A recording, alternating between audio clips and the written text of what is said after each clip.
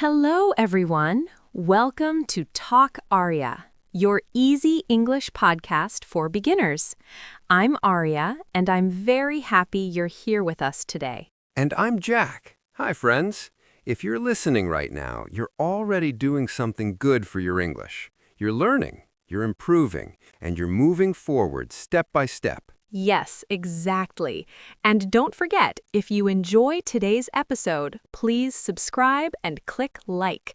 It really helps us create more simple English lessons for you. Today's topic is something very real. It's something we see around us every day, but we don't always talk about it easily. That's right. Today, we're talking about social problems. These are problems that affect many people in society. For example, we will talk about depression, poverty, violence, loneliness, and bullying. These topics are serious, but don't worry. Yes, don't worry, we will go slowly. We will use simple words and clear examples so everyone can understand. Learning English with real-life topics helps you speak more naturally. You don't just memorize words, you learn how to express real feelings. Exactly. So let's start gently. Jack, why do you think social problems are important to understand? I think social problems are important because they affect everyone. Even if you don't experience them yourself, people around you might. That's very true. Social problems affect families, friends, and communities.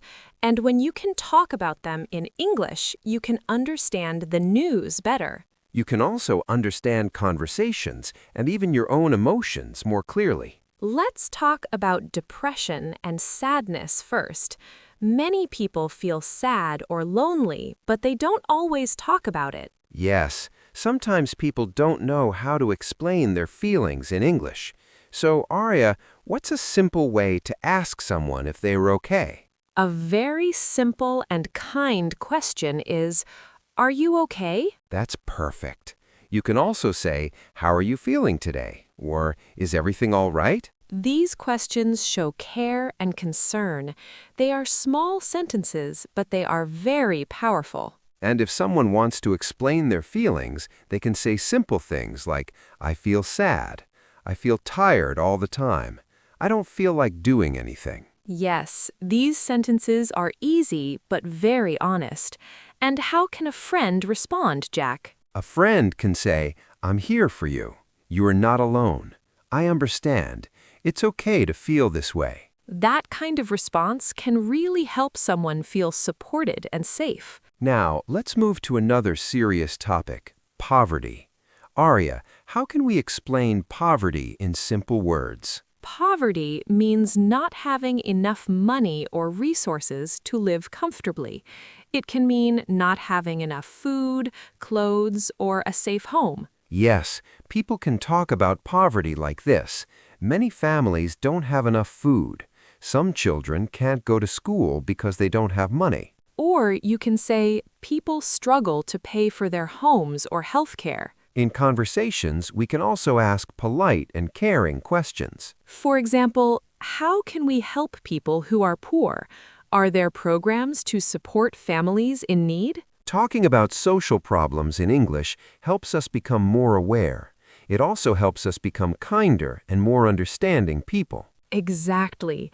And learning these phrases doesn't only help you speak English, it also helps you show empathy, care, and understanding in real-life situations. That's a really important point.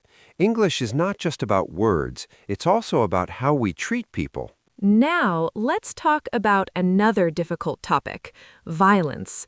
This is a tough subject, but we can talk about it carefully and respectfully. Yes, so how can we explain violence in simple words? Violence is when someone hurts another person.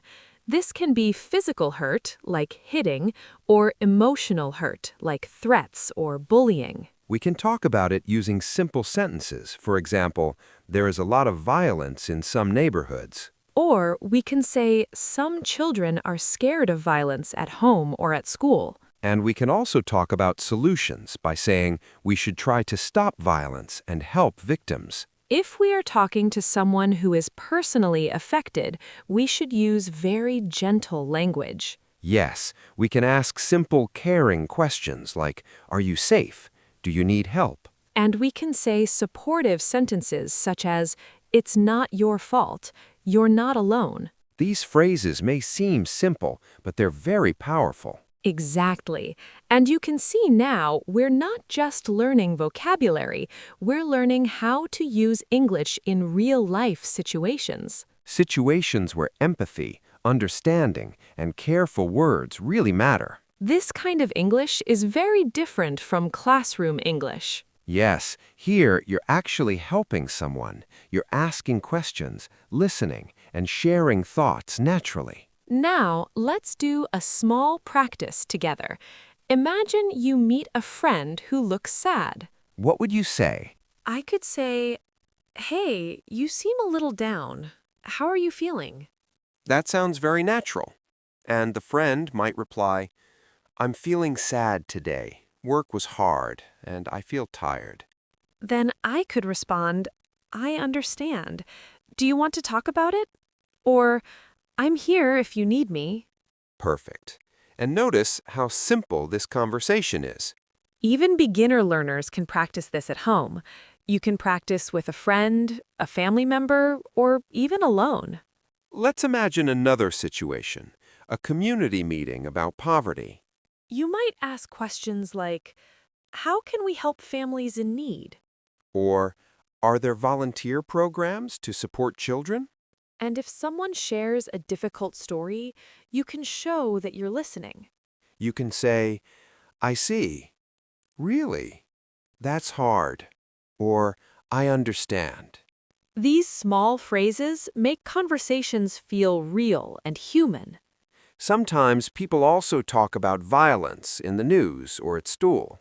In those cases, you can say things like, "That is sad. I hope everyone is safe. We should find ways to stop this." Kind and careful language is very important with sensitive topics. Yes, even simple words like help, safe, support, and understand can make a big difference. I really feel that learning English this way is more powerful than just memorizing grammar. I agree. You're talking about real life. You're expressing emotions and showing care in English. And that's exactly what beginners need. Can we also practice talking about solutions to social problems? Of course. For example, you can say, "We should donate food to families in need." Or, "We can volunteer at local shelters." You can also say, "We should talk to authorities about safety in our neighborhood."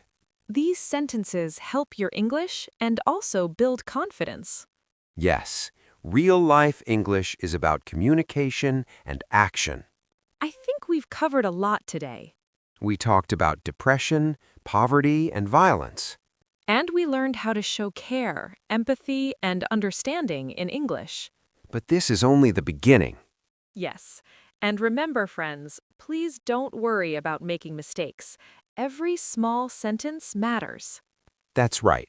Even saying something simple like, "Are you okay?" or "I understand," is real practice. You don't need perfect English to be kind. Trying is already learning. And even if you don't feel confident, talking about social problems can help your English grow. It can also help you understand the world and people around you better. So I can say, "That's scary," or "I hope you're safe." Yes, and also, "It's not your fault." Those words feel very supportive. If they want advice, you can speak carefully. For example, maybe you can talk to authorities. Or, "Let's think of a safe way to handle this." I notice we keep using words like safe, help, support, and understand. Exactly. These are key words when talking about social problems. Learning English this way feels more positive and empowering. I agree. You're speaking about real life. You're sharing feelings, asking questions, and showing care. And that's exactly what beginner learners need. I really love this approach. Me too. I have one more question. Go ahead. What if I want to share my own feelings? For example, I feel sad when I read about poverty. That's very important too. You can also share your own feelings in a simple way. Yes. For example, you can say, "It makes me sad to see this." Or, I feel worried about people who are struggling. You can also say, "I want to help somehow." When you share your feelings like this, it shows you are part of the conversation. Oh, I see. So we can show empathy for others and also talk about our own feelings. Exactly. That makes the conversation more real and more human. And the more we practice these sentences, the easier they become. Yes, with practice, these phrases start to feel natural. Can we talk about solutions to community problems? Of course, talking about solutions is very important. What kind of words can we use when we talk about helping others? You can use very simple and practical phrases. Like what? For example, we can donate clothes or food. Or volunteering is one way to help. You can also say, maybe we can organize a fundraiser. And let's think of safe ways to support children or families. Yes, these sentences are useful in real life. So we're not just learning theory. Exactly. We're learning practical English for real conversations. I also like phrases like, "Have you checked if there are programs in your area?" That's a great example. Or, would you like me to help you find resources? These sentences are polite and helpful. This feels very powerful. I agree. You're learning empathy and English at the same time. And that's our goal. One more tip. You can practice at home by yourself. Really? How? You can pretend you are in a conversation. Or I can write short dialogues in English. Yes, exactly. You can even speak to yourself and say, "I see. I understand. How can I help?" That sounds easy and useful. And slowly, you'll notice something. What's that? Your English will improve and you'll feel more confident. Especially when talking about serious topics. Yes, and you'll also understand the news better. That's true. Now, when I read news or social media posts, I understand more. Words like struggle, safe, support, volunteer, and program help a lot. They make real-life English easier to understand. And I like that we're using beginner-friendly sentences. Yes, even short sentences are enough. Quality is better than length. Simple English can still show kindness and care. I feel motivated now. Me too. I want to start using these phrases tomorrow. Maybe with friends or family? Yes, small practice every day. That's the key. Small steps. And next time, we'll go even deeper. We'll talk about more complex feelings. We'll practice polite questions. And we'll learn how to share stories about social issues naturally. We'll also talk more about solutions and community help. And how to stay safe while helping others. I've been thinking about the news lately. Some stories are really sad. How can I talk about them in English without sounding too negative? That's a very good question. What can I say? You can start with neutral sentences. Like, For example, "I read about this in the news today." or, I saw a story about people facing challenges. Yes, that makes the conversation softer. So I can say, I saw a story about families struggling with rent. Perfect. That's calm, respectful, and clear. I feel much more confident now. Exactly. When you want to share your opinion, you can do it gently. For example, you can say, it makes me feel worried. Or, "I feel concerned about this." You can also say, I think this is unfair. These sentences are simple, but they clearly show your feelings. Okay, I understand now. First, I say the fact, then I share my feeling. Yes, that's a very good structure. And what if I want to suggest something or give an idea? Then you can use soft and polite phrases. Like what? For example, maybe people can help by donating. Or volunteering is one way to help. You can also say, it would be good if programs supported these families. That's really useful. I often feel stuck when I want to show concern and give advice. Many learners feel that way. These phrases help you speak calmly and clearly. Can we also ask questions to include other people in the conversation? Of course, asking polite questions is very helpful. Like, have you heard about this issue? Or, what do you think can help? Can we practice a short dialogue? Sure, let's try one. I read that many children don't have enough food. That's very sad. I hope they get help soon. Have you seen any programs that support them? Yes, I saw a local charity giving meals. Maybe we can donate too. Perfect. That sounds very natural. So first, we notice the problem, Then we show feeling. and finally, we suggest an action. Exactly. That's how real-life conversations usually work. Wow, even serious topics feel easier to talk about this way. Yes, and notice the words we are using.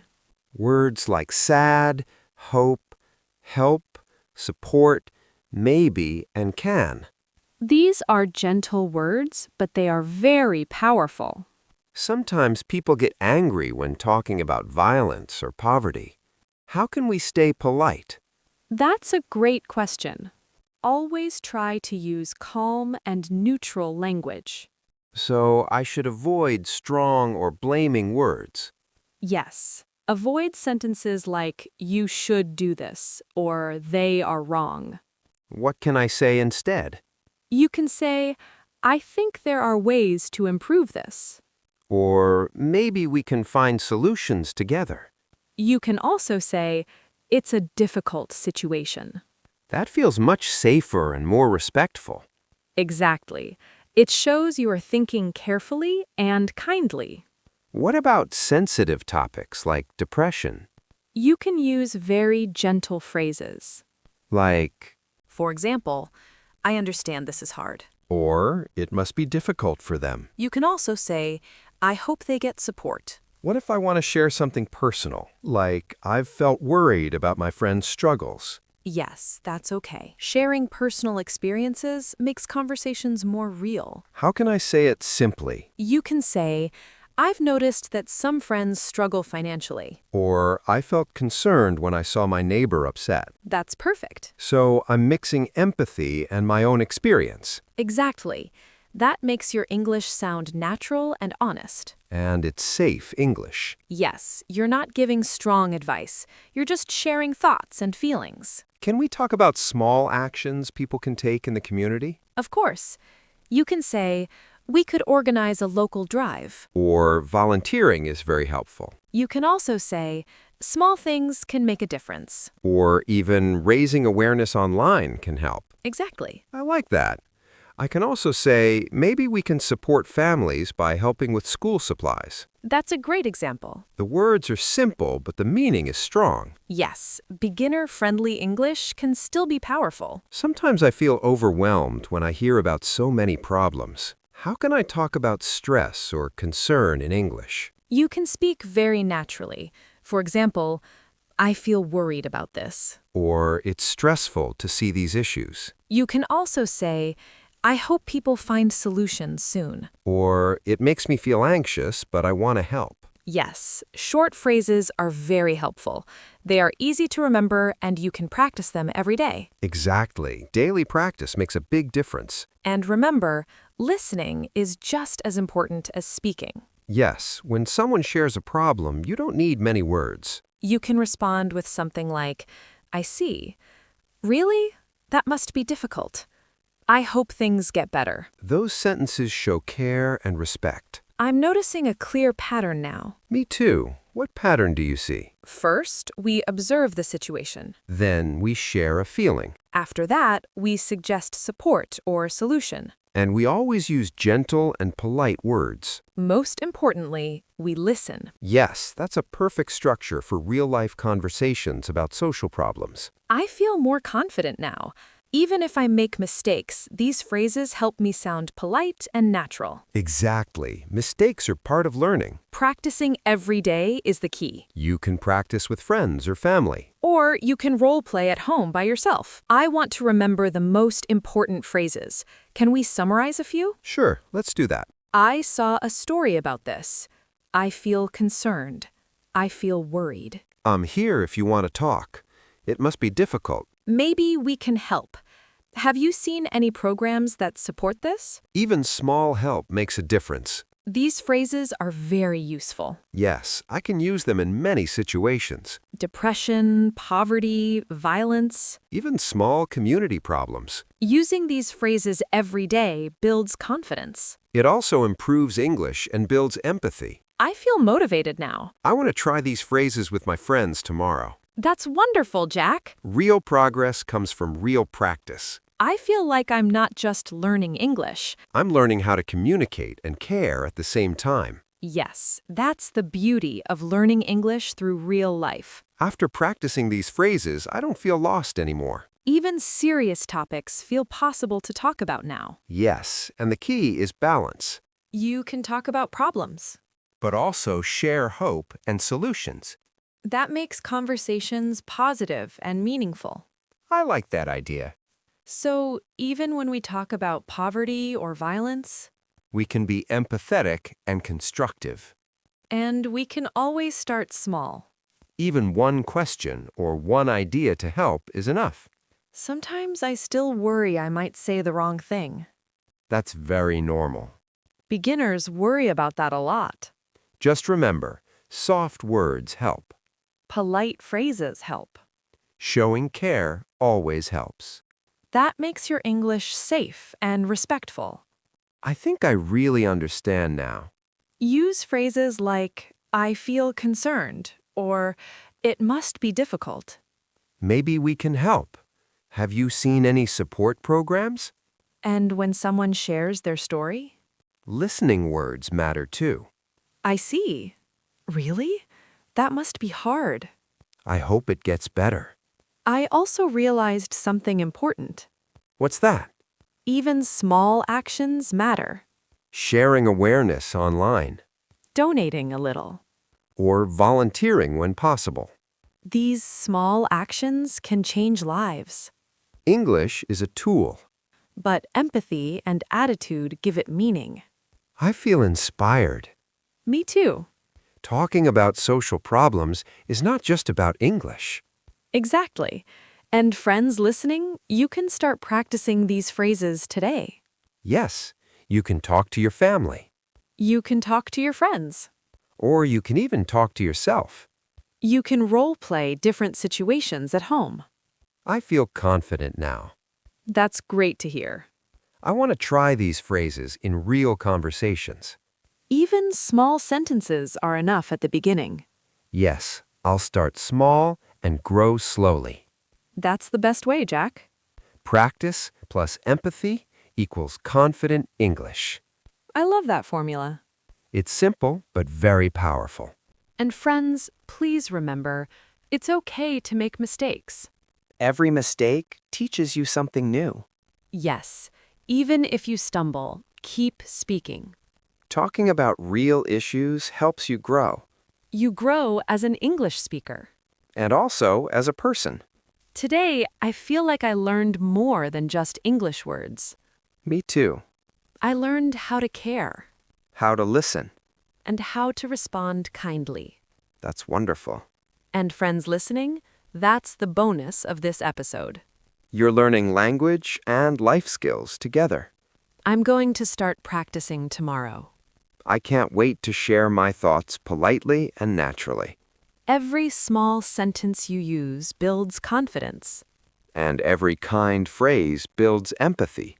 I think this is one of my favorite lessons. Serious topics don't feel scary anymore. Yes, English doesn't have to be perfect. It just needs to be honest and kind. Communication is the goal, Understanding is the goal. and making a positive difference is the goal. I feel ready now. And friends listening, we hope you feel inspired too. Try these phrases today. Talk about what matters. Share your thoughts. Even a little practice goes a long way. And always remember, English is not just words. it's connection Empathy. and understanding. Take small steps. Use soft words. Care. Listen and speak. Well said, Jack. Thank you. That's the perfect takeaway for today. Thank you, everyone, for listening to Talk Aria. Don't forget to like, subscribe, and share this podcast. Help others learn English and practice real-life conversations. We'll see you in the next episode, friends. Keep practicing Stay kind. and speak confidently. Bye-bye, everyone. Take care and have a wonderful day. Bye. Remember, even small words and small actions can make a big difference.